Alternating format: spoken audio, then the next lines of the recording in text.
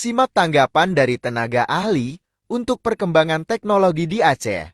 Pandangan Bapak tentang perkembangan teknologi di kalangan anak muda di Aceh. Seperti kita ketahui di Aceh ini cakupan internet itu udah bagus ya, jadi informasi juga sudah sangat luas di kalangan anak muda. Pada penggunaan gadget juga sudah tinggi, jadi saya rasa informasi mengenai teknologi itu sangat dekat dengan pemuda di Aceh ini.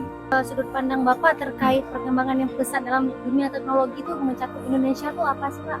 Kalau sekarang ini untuk anak muda saya kira memang perkembangannya di bidang IoT. Semua mahasiswa itu sudah menggunakan AI. Contoh aja kalau kita sebut ChatGPT atau dan lain-lain. Jadi saya rasa pemuda Aceh juga sudah sangat memanfaatkan teknologi kekinian seperti itu. Nah, rekan, jadi rekan-rekan Aceh ini harus lebih gigih lagi dalam berinovasi. Inovasi. Ya kan, Pak?